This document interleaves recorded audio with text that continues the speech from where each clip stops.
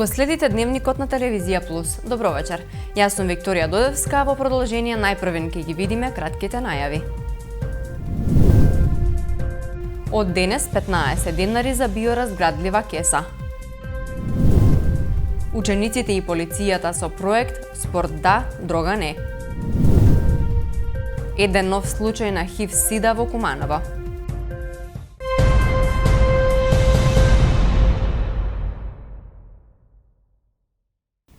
Од денеска стапува на сила забраната за пластични кеси. За граѓаните ќе бидат достапни само биоразградливи кеси, за кои ќе се наплатува надомест од 15 денари, средства што ќе бидат наменети за специјалниот фонд на Министерството за животна средина.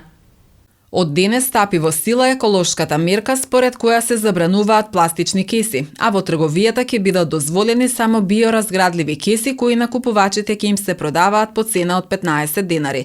Останува неизвестно дали граѓаните ќе почнат да ги менуваат своите навики при купување, односно ќе почнат да користат платнени торби за пазарење или пак ќе одвојуваат од домашниот буџет по 15 денари за секое одење во продавница, маркет, месара, пазар. Голем дел од граѓаните кои што ги анкетиравме денеска велат дека има многу нејасноти во новата еколошка мерка и во најбрзо време да се донесат измени и дополнување на новиот закон за управување со пакување и отпад.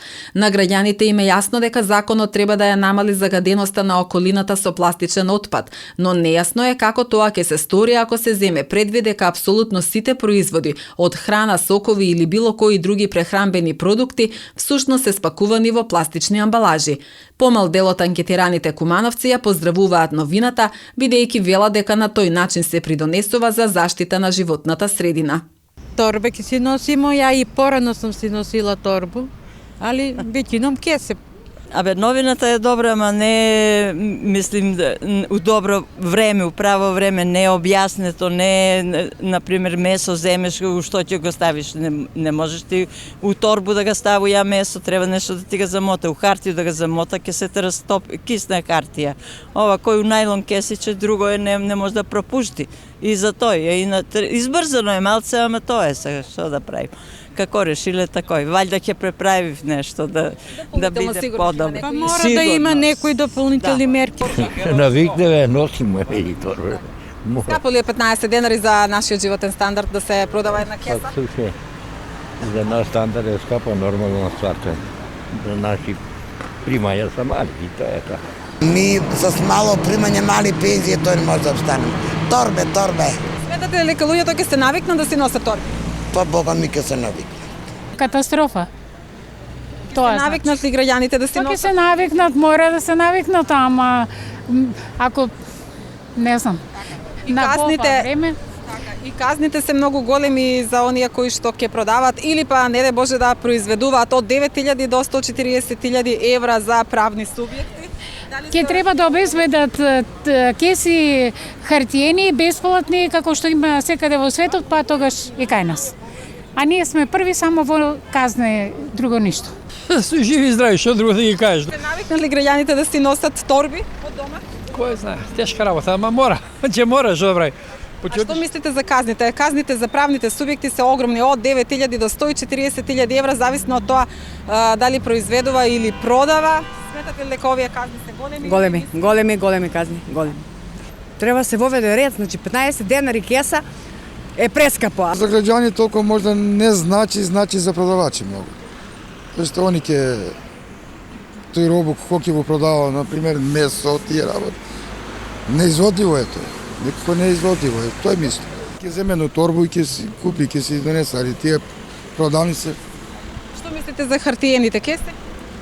Тие е уредо, може, тие са, значи може да се стопи, може да се уништи, тоа е уредо, може тоа. Па нормално торбе ќе се носат и пак ќе се живее, не е тоа удар на граѓаните, на џеп. Тока е. Подобро е тоа него пластични кеси. Сега утрета бев да купам леп, ми дадоа една која кеса ми дадоа, но не е најлонска. Тоа био што се разда. И сум задоволен. Америка одамна е укинала тој.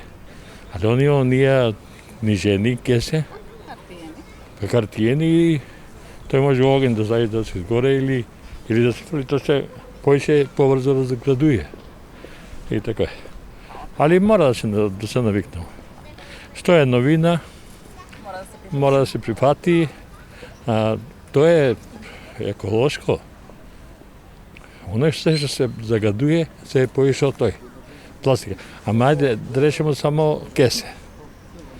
А јогурт, а млеко, а овој све тој ставено у... Мислите ли дека одлуката може би малку избрзана? Ке треба ли да има некои измени дополнувања? Ја тоа баш кажа, викам, они требале да речеме фабрики да приспособат, да може да направат такви кеси, еколошки или книжени, како било. Али овие, да речеме тоа, али прехранбени производи што се ставени во пластика, може дека тоа е пострашно него овој. Исклучок од плаќањето на надоместок се многу лесните пластични кеси за носење на стоки, чија што дебелина е пониска од 15 микрони, посочуваат надлежните. Целта на овој закон е да ги одврати корисниците од употреба на кеси за еднократна употреба и да ја стимулира употребата на торби за повеќекратна употреба. Производителите на пластични кеси понатаму може да продолжат со работа, но со почитување на пропишаниот стандард за биоразградливост, велат од Министерството за животна средина. Оттаму посочуваа дека новиот правилник за стандардите за биоразградливост е донесен и се очекува неговото објавување во наредниот број на Службен весник. Инаку секое непочитување на овој закон повлекува и глоба во износ од 9.000 до 10.000 евра за микротрговци, од 18 до 20.000 евра за мали трговци, од 53.000 до 59.000 евра за средни трговци и од 89 до 98.000 евра за големи трговци за прекршок на правно лице според прекршочни санкции од прва категорија, доколку податоците од евиденцијата на квартална основа на бројот на продадените кеси не ги пријавува кај стручниот орган согласно член 10 став 5 од овој закон, пишува во законот. Според прекршочните санкции од втора категорија, глоба во износ од 13 до 14.000 евра за микротрговци, од 25 до 28.000 евра за мали трговци, од 76 до 84.000 евра за средни трговци и од 126.000 до 140.000 евра за големи трговци, ќе му се изрече за прекршок на правно лице, доколку пушта на пазар пластични кеси за носење стоки, спротивно на членот 10 кој забранува пуштање пластични кеси во употреба, произведува или пушта на пазар пакувања кои не се изработени согласно барањата од членот 12 од овој закон и уште многу други подточки, велат од Министерството за животна средина и просторно планирање. Како поддршка на учениците, но и олеснување на наставниот процес, Дрексел Мајер Куманово донираше компјутерска опрема и таблети за ученици од неколку училишта во Кумановскиот регион. Учениците од основното училиште Толи Зордуми со село Режановце добија таблети. Компјутерска опрема добија и учениците во основното училиште Карпош во Уминдол, а учењето преку компјутер ќе им биде олеснето и на учениците од средните училишта, кои престојуваат во ученичкиот дом професор Мијалковиќ во Куманово. Компјутерската опрема ќе им биде од корист и на наставниците во насока на подобрување на квалитетот на наставата и збогатување на наставната програма. Дрексел Мајер како лојален партнер на регионот посветено и доследно продолжува да ја спроведува стратегијата за поддршка на образованието, спортот и културата, иницирајќи проекти кои придонесуваат за општото добро на заедницата.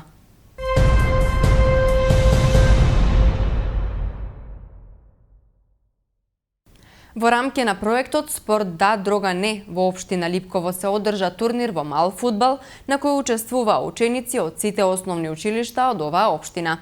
Настанот го организираше Одсекот за превенција при СВР Куманово со поддршка на општина Липково.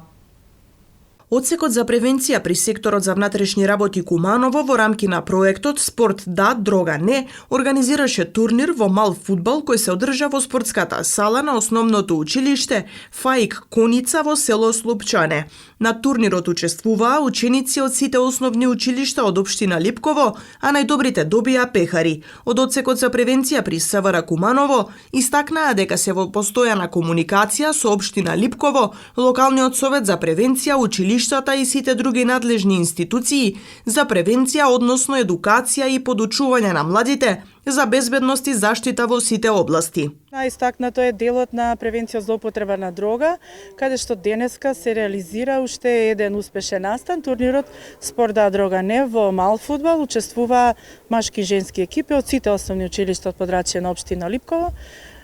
символично, значи доделени се пехари за освоени места и секако мајци како дресови на секое училиште во знак на потсетување нели на ова зло на кое што ги засега и младите и повозрастните и нели јакнење на свеста кај сите за превземање на мерки за безбедност и заштита на младите.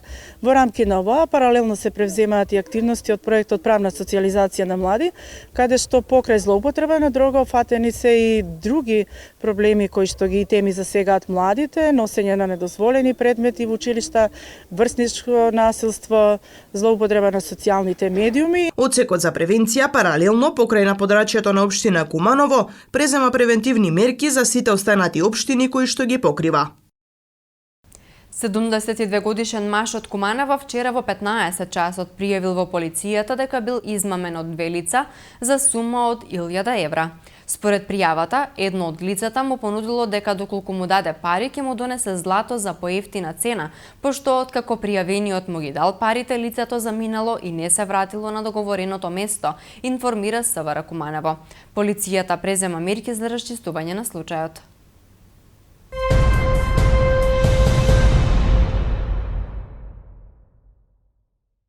Одделот за криминалистичка полиција, сектор за недозволена трговија со дрога и опасни материи и СВР Куманово привеле 41 годишен кумановец.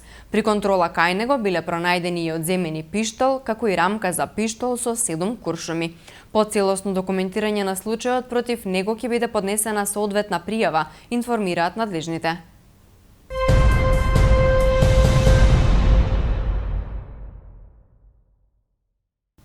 Еден нов случај на ХИВ-СИДА годинава е регистриран во Куманово, а на ниво на државата бројката изнесува 42, покажува најновиот извештај на Институтот за јавно здравје.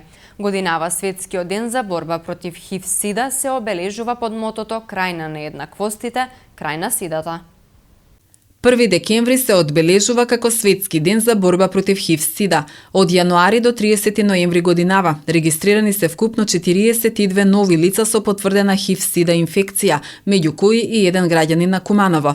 Според најновиот извештај на Институтот за јавно здравје, сите новодијагностицирани се од машки пол, додека според начинот на пренос, кај 37 лица инфекцијата се случила во рамките на популацијата на мажи што имаат сексуални односи со мажи, а 5 лица се изјасниле како хетеросексуалци. 36 лица од новооткриените се заразени со ХИВ, а 6 мина се болни од СИДА. Во земјава 4 лица починале од СИДА во 2021 година. Половина од новодијагностицираните ХИВ тестот го направиле во сервисите кои што нудат бесплатно и анонимно ХИВ тестирање и советување во невладините организации и во рамките на институциите. Најмладите заразени се на возраст од 20 до 24 години, а најмногу дури 13 случаи се помеѓу 35 и 39 години. 2 лица со ХИВ се во возрастната група од 50 до 54 години. И натаму најмногу регистрирани со ХИВ-СИДА се во Скопје, 17 лица, 4 во Битола, по 3 во Прилеп, Штип, Велес и Струмица, по 2 со ХИВ-СИДА се дијагностицирани во Кавадарци и Тетово и по 1 случај има во Демир Капија, Гевгелија, Гостивар, Кратово, Охрид и Куманово. Темата на Светскиот ден за борба против СИДА за 2021 година е крај на нееднаквостите, крај на сидата, ставајќи посебен фокус на контактите на луѓето кои се оставени. Возрастни и деца кои живеат со ХИВ во светот се 37 милиони и 700 илјади лица во 2020 година, а ново инфицирани со ХИВ се 1 милион и 500 илјади возрастни и деца. Надлежните посочуваат дека пациентите имаат постојана достапност на тимот кој дава медицинска и психосоцијална поддршка. Во услови на COVID-19 се остварува зачестена телефонска комуникација со пациентите, особено со оние кои неодамна се вклучиле во лекувањето. Оваа година, поради пандемијата со COVID-19, целата програма се спроведува во вонредна состојба, која што директно влијае во обемот на работата што ја спроведуваат организациите, но сепак велат дека се постигнати значајни резултати. Во Државното средно училиште Регионален центар за стручно образование и обука Киро Бурнас се одржа дводневна работилница на тема Воведна обука за подигнување на свеста за потребата од создавање услови за инклузивно образование согласно Конвенцијата на Обединетите нации за правата на лицата со попреченост и глобалните цели за одржлив развој. Воведната работилница е дел од иницијативата на Министерството за образование и наука и Програмата за развој на Обединетите нации за подигнување на свеста за потребата од креирање поинклузивен образовен систем за сите ученици и учесници во процесот. Училиштето во иднина би требало да го предводи процесот на инклузивно образование во регионот.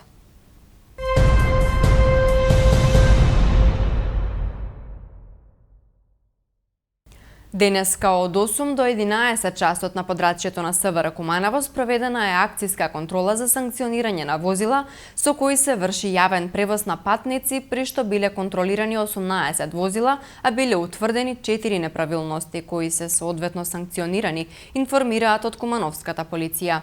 Од утврдените неправилности, како што појаснуваат од полицијата, кај двајца били утврдени неисправни светлосно-сигнални уреди и 2 санкции се за недостатоци на опрема.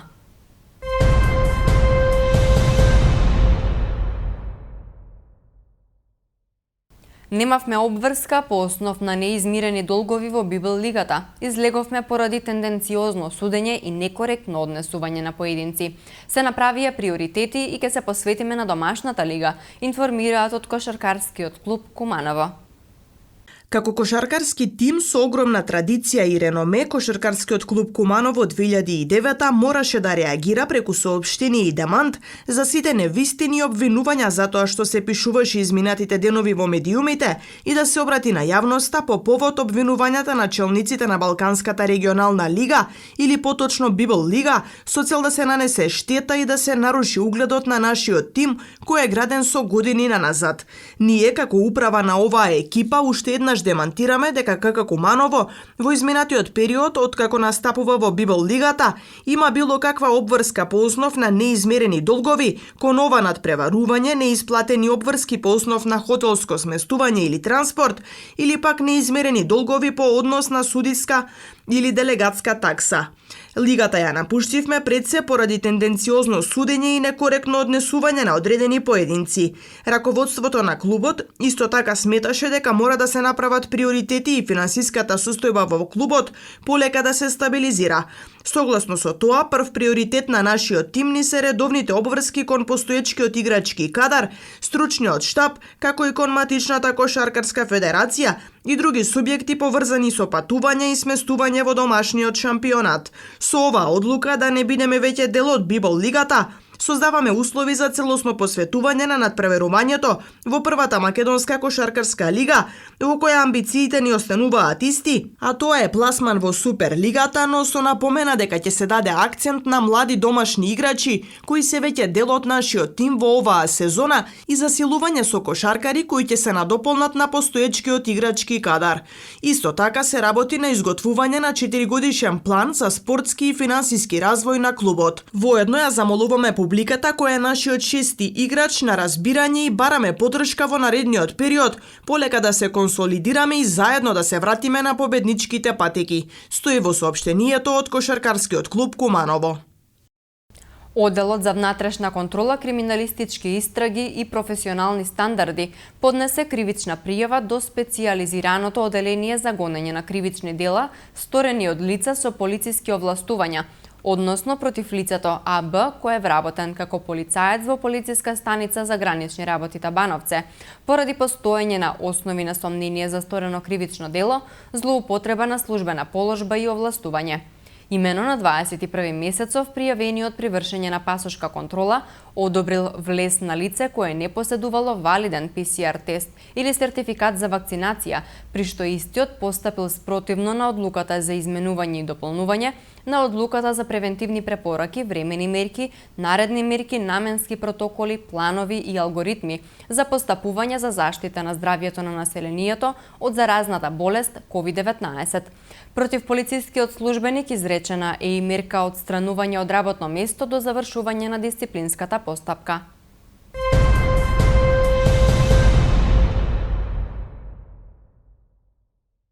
Вчера во период од 14 до 18 часот на подрачјето на СВР Куманово спроведена била засилена акциска контрола за санкционирање на возачи кои управуваат возило со брзина поголема од пропишаната, при што биле санкционирани 23 возачи.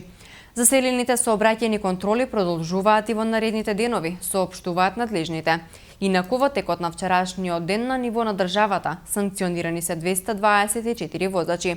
Од нив 10 возила се движеле со брзина над 50 км на час повеќе од дозволеното, а 5 возила се движеле со дури над 70 км на час повеќе од дозволената брзина.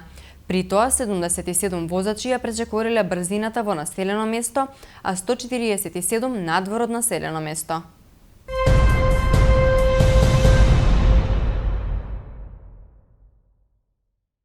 Во продолжение следува преглед и на вестите од Македонија.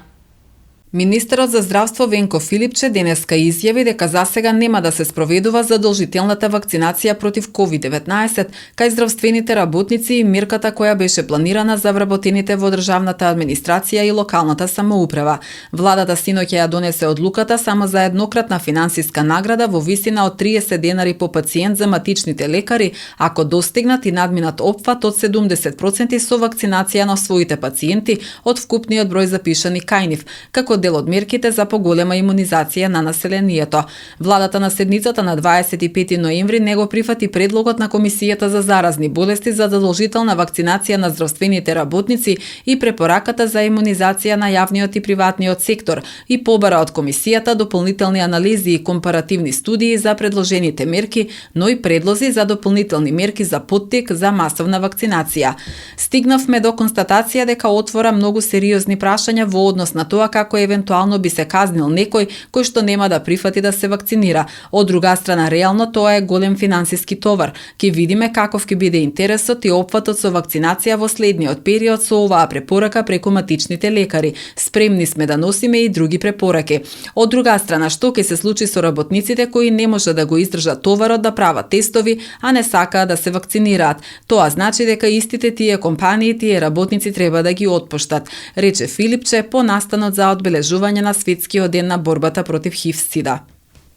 Димитар Ковачевски денеска официјално влезе во трката за нов лидер на СДСМ откако ја поднесе кандидатурата во партиското седиште. Актуелниот заменик министер за финансии и член на извршниот одбор на Социјалдемократскиот сојуз, кој се смета дека ја има поддршката на Заев за негов наследник, порача дека неговото работење и интегритет ќе ги потврди преку политиките и преку одлуките кои што ќе ги носи доколку биде избран за председател на партијата. Предходно денеска својата кандидатура ја поднесе и екс-министерката од СДСМ Фросина Ременски. Таа пред партиското седиште наведе дека цел и мотив за нејзината само кандидатура за председател на партија се досегашните општествено-политички и партиски активности кои ги имала во време кога СДСМ носела тешки одлуки. СДСМ ги повика сите заинтересирани да поднесат само кандидатури. Постапката започна на 27 ноември, а ќе трае до петок 3 декември. Нов лидер се избира откако премиерот Зоран Заев се повлече од врвот на партијата по лошите резултати на локалните избори, но најави дека ќе остане и понатаму активен член на Социјалдемократскиот сојуз. Владата на денешната седница донесе одлука за продолжување на кризната состојба во снабдувањето со струја за дополнителни 6 месеци, односно до 9 јуни. Предлог одлуката ќе биде доставена на усвојување до Собранието. Предлогот за продолжување на рокот за кризната состојба има за цел да обезбеди континуитет во спроведувањето на мерките и активностите за надминување на состојбата во снабдувањето со електрична енергија, се вели во соопштението на владата. Владата на 9 ноември донесе одлука за воведување кризна состојба во трајање од 30 дена заради недостиг на електрична енергија и состојбите на пазарите на електрична енергија. Тогаш министерот за економија Крисник Бектеши кажа дека со прогласувањето на енергетска кризна состојба единствена мерка која произлегува од оваа одлука е да се вбризгаат финансиски средства во енергетските компании со цел да се стабилизира состојбата на пазарот на електрична енергија, односно не се предвидени рестриктивни мерки. Владата ќе отвори почесен конзулат на Србија во Македонија со седиште во нашиот град. За почесен конзул владата го назначи Владимир Стајич. Во Куманово почесен конзулат има Романија, а конзул е доктор Алириза Османи. И српската влада денеска донела одлука за давање согласност за отворање конзулат на Македонија во Србија. Седиштето на конзулатот ќе биде во Чаетина во Златиборскиот округ.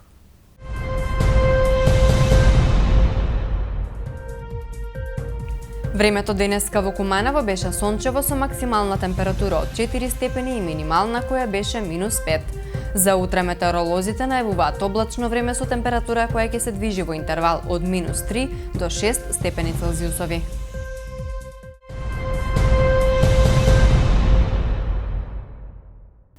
Овде е крајот на дневникот, а до крајот на годината остануваат уште 30 дена. Ние ви благодариме за вниманието и ви посакуваме пријатна вечер.